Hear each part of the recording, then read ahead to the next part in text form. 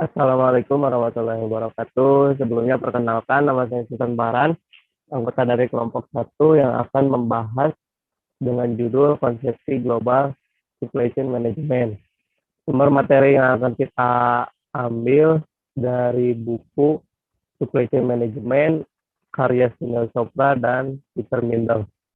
Untuk anggota kelompok satu terdiri dari saya sendiri, kemudian Fauzi Pratama Suwarna, kemudian Fahmi Mutia Dewi, Rusiana Suntika Putri, Jihan Salma, Risma Hanura Febrianti, dan yang terakhir Regia Valerina.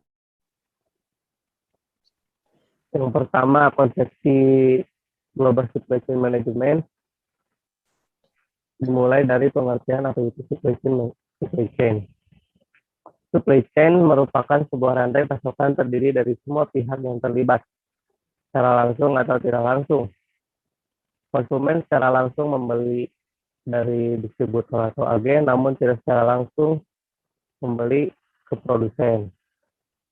Dalam memenuhi permintaan pelanggan, rantai pasokan tidak hanya mencakup produsen dan pemasok, namun juga pengangkut, distributor, gudang, pengecer, dan bahkan pelanggan itu sendiri. Dari ilustrasi tersebut, maka dapat disimpulkan rantai pasok melibatkan berbagai tahapan. Secara umum, pelanggan, kemudian pengecer, kemudian distributor, kemudian produsen, hingga ke pemasok atau supplier. Begitu juga dengan sebaliknya, berlaku dari supplier ke produsen, produsen ke distributor melalui pengecer diterima oleh pelanggan. Tujuan dari rantai pasokan. Tujuan dari setiap rantai pasokan harus memaksimalkan nilai keseluruhan yang dihasilkan. Nilai atau juga dikenal sebagai surplus rantai pasokan yang dihasilkan rantai pasokan adalah perbedaan antara nilai produk akhir bagi pelanggan dan biaya yang dikeluarkan seluruh rantai pasokan dalam memenuhi permintaan pelanggan. Surplus rantai pasokan sama dengan nilai pelanggan dikurangi biaya rantai pasokan. Nilai produk akhir dapat bervariasi untuk setiap pelanggan dan dapat diperkirakan dengan jumlah maksimum yang bersedia dibayar pelanggan untuk itu. Selisih antara nilai produk dan harganya tetap berada di tangan pelanggan sebagai surplus konsumen. Sisa dari surplus rantai pasokan menjadi profitabilitas rantai pasokan. Selisih antara pendapatan yang dihasilkan dari pelanggan dan biaya keseluruhan di seluruh rantai pasokan. Semakin tingginya profitabilitas rantai pasokan, semakin sukses rantai pasokan. Untuk sebagian besar rantai pasokan yang menghasilkan laba, surplus rantai pasokan akan sangat berkolerasi dengan laba. Keberhasilan rantai pasokan harus diukur dalam hal surplus rantai pasokan dan bukan dalam hal keuntungan pada tahap individu. Setelah menentukan keberhasilan rantai pasokan dalam hal surplus rantai pasokan, langkah logis berikutnya mencari sumber nilai, pendapatan, dan biaya. Untuk setiap rantai pasokan, hanya ada satu sumber pendapatan, yaitu pelanggan. Semua arus informasi, produk, atau dana menghasilkan biaya dalam rantai pasokan. Dengan demikian, manajemen yang tepat dari aliran ini adalah kunci keberhasilan rantai pasokan. Manajemen rantai pasokan yang efektif melibatkan pengelolaan aset, pasokan, dan produk informasi, dan aliran dana untuk menumbuhkan total surplus rantai pasokan. Selanjutnya adalah pentingnya keputusan rantai pasokan.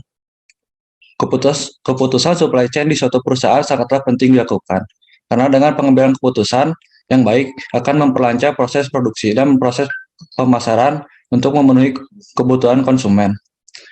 Agar pengendalian supply chain bisa efektif, maka diperlukan adanya arus informasi yang lancar dan saling percaya antar bagian, baik itu pemasok, perusahaan, maupun konsumen.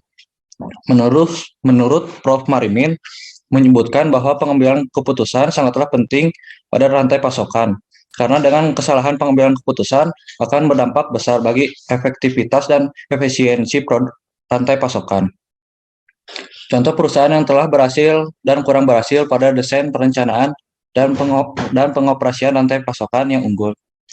Salah satu contoh perusahaan yang telah membangun kesuksesan mereka pada rantai pasokan yang unggul adalah 7-Eleven. Ia telah menggunakan sistem pengisian yang sangat responsif bersama dengan sistem informasi yang luar biasa untuk memastikan bahwa produk tersedia kapanpun dan dimanapun pelanggan membutuhkannya. Ketanggapannya memungkinkannya untuk mengubah bauran barang dagangan di setiap toko berdasarkan waktu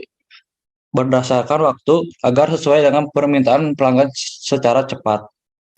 Akibatnya perusahaan telah berkembang dari penjualan 1 miliar yen pada tahun 1974 menjadi hampir 1,9 triliun yen pada tahun 2013 dengan keuntungan pada tahun 2013 sebesar 222 yen per tahun.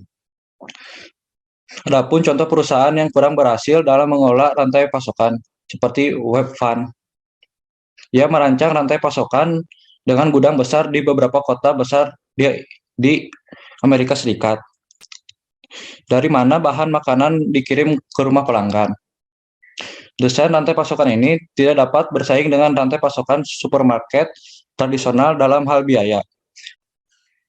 Selanjutnya ada fase-fase keputusan dalam rantai pasokan. Manajemen rantai pasokan yang sukses membutuhkan banyak keputusan yang berkaitan dengan aliran informasi, produk, dan dana. Keputusan ini jatuh ke dalam 3 kategori atau fase, yaitu yang pertama, strategi atau desain rantai pasokan. Selama fase ini, perusahaan memutuskan bagaimana menyusun rantai pasokan selama beberapa tahun ke depan. Ini memutuskan seperti apa konfigurasi rantai, bagaimana sumber daya yang akan dialokasikan, dan proses apa yang akan dilakukan setiap tahap. Selanjutnya ada perencanaan rantai pasokan. Untuk keputusan yang dibuat selama fase ini, rangka waktu yang dipertimbangkan adalah 1/3 hingga 1 tahun. Oleh karena itu, konfigurasi rantai pasokan yang ditentukan dalam fase ini strategis adalah tetap. Selanjutnya ada operasi rantai pasokan. Cakrawala waktu di sini adalah mingguan atau harian. Selama fase ini, perusahaan membuat keputusan mengenai perusahaan pelanggan individu pada tingkat operasional. Konfigurasi rantai pasokan dianggap tetap dan kebijakan perencanaan sudah ditentukan. Tampilan proses dari rantai pasokan. Rantai pasokan adalah urutan proses dan aliran yang terjadi di dalam dan di antara berbagai tahap dan digabungkan untuk memenuhi kebutuhan pelanggan akan suatu produk. Ada 2 cara untuk melihat proses yang dilakukan dalam rantai pasokan.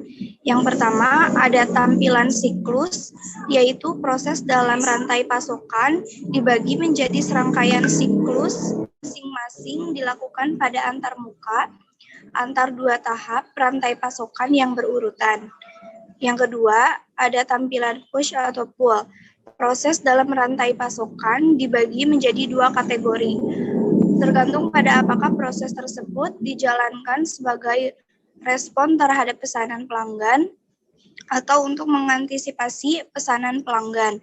Proses tarik diprakarsai oleh pesanan pelanggan, sedangkan proses dorong dimulai dan dilakukan untuk mengantisipasi pesanan pelanggan.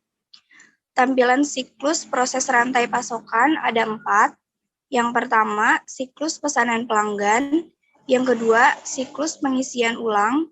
Yang ketiga, siklus manufaktur. Dan yang keempat, siklus pengadaan. Setiap siklus terjadi pada antar muka antara 2 tahap rantai pasokan yang berurutan. Tidak setiap rantai pasokan akan memiliki keempat siklus yang dipisahkan dengan jelas. Misalnya, rantai pasokan bahan makanan di mana pengecer menyimpan persediaan barang jadi dan memesan pengisian ulang dengan distributor kemungkinan akan memiliki keempat siklus yang terpisah. Deal sebaliknya melewati pengecer dan distributor ketika menjual server langsung ke pelanggan. Dalam setiap siklus, tujuan pembeli adalah memastikan ketersediaan produk dan mencapai skala ekonomis dalam pemesanan. Pemasok mencoba untuk meramalkan pesanan pelanggan dan mengurangi biaya untuk menerima pesanan. Pemasok kemudian bekerja untuk memenuhi pesanan tepat waktu dan meningkatkan efisiensi dan akurasi proses pemenuhan pesanan. Pembeli kemudian bekerja untuk mengurangi biaya proses penerimaan. Arus balik dikelola untuk mengurangi biaya dan memenuhi tujuan lingkungan. Baik, jadi di sini ada contoh rantai pasokan. Contohnya yaitu Toyota, produsen mobil global. Toyota Motor Corporation adalah produsen mobil top Jepang dan telah mengalami pertumbuhan yang signifikan dalam penjualan global selama 2 dekade terakhir. Masalah utama yang dihadapi Toyota adalah desain jaringan produksi dan distribusi globalnya. Bagian dari strategi global Toyota adalah membuka pabrik di setiap pasar yang dilayaninya. Toyota harus memutuskan seperti apa kemampuan produksi masing-masing pabrik, karena hal ini memiliki dampak signifikan pada sistem distribusi yang diinginkan. Pada suatu ekstrem, setiap pabrik hanya dapat diperlengkapi untuk produksi lokal. Di sisi lain, setiap pabrik mampu memasok setiap pasar. Sebelum tahun 1996, Toyota menggunakan pabrik lokal khusus untuk setiap pasar. Setelah krisis keuangan Asia pada tahun 1996 sampai 1997, Toyota mendesain ulang pabriknya sehingga dapat juga mengekspor ke pasar yang tetap kuat ketika pasar lokal melemah. Toyota menyebut strategi ini sebagai pelengkapan global. Nah, kemudian ada pertanyaan seperti, haruskah pabrik suku cadang dibangun untuk produksi lokal, atau haruskah ada beberapa pabrik suku cadang secara global yang memasok beberapa pabrik perakitan? Nah, Toyota telah bekerja keras untuk meningkatkan kesamaan dalam suku cadang yang digunakan di seluruh dunia. Meskipun ini telah membantu perusahaan menurunkan biaya dan meningkatkan ketersediaan suku cadang umum menyebabkan kesulitan yang signifikan ketika salah satu suku cadang harus ditarik kembali. 2009, Toyota harus menarik kembali sekitar 12 juta mobil yang menggunakan suku cadang umum di seluruh Amerika Utara, Eropa, dan Asia, yang menyebabkan kerusakan signifikan pada merek dan juga keuangan. Baik, selanjutnya adalah ada ringkasan tujuan dari pembelajaran materi kita hari ini. Yang pertama ada mendiskusikan tujuan rantai pasok dan menjelaskan dampak keputusan rantai pasok terhadap keberhasilan suatu perusahaan. Tujuan dari rantai pasok harus menumbuhkan surplus rantai pasok secara keseluruhan. Surplus rantai pasok adalah perbedaan antara nilai yang dihasilkan untuk pelanggan dan total biaya yang dikeluarkan di semua tahap rantai pasokan. Kita mengidentifikasi 3 fase keputusan rantai pasokan utama serta menjelaskan pentingnya masing-masing fase. Keputusan rantai pasokan dapat dicirikan sebagai strategi, perencanaan, atau operasional tergantung pada periode waktu di mana mereka berlaku. Yang ketiga ada menjelaskan siklus dan pandangan push atau pull dari rantai pasokan. Masing-masing dilakukan pada antarmuka antara 2 tahap berturut-turut dari rantai pasokan. Setiap siklus dimulai dengan pesanan yang ditempatkan oleh suatu tahap rantai pasokan dan berakhir ketika pesanan diterima dari tahap pemasok. Pandangan pull atau push dari rantai pasokan mencirikan proses sebagai tanggapan proses berdasarkan waktunya relatif terhadap pesanan pelanggan. Proses pull dilakukan sebagai tanggapan atas pesanan pelanggan, sedangkan proses push dilakukan untuk mengantisipasi pesanan pelanggan. Dan yang terakhir ada mengklasifikasi proses makro rantai pasok dalam suatu perusahaan. Semua proses rantai pasokan dapat diklasifikasikan ke dalam 3 proses makro berdasarkan apakah mereka berada di antarmuka pelanggan, atau pemasok, atau internal perusahaan.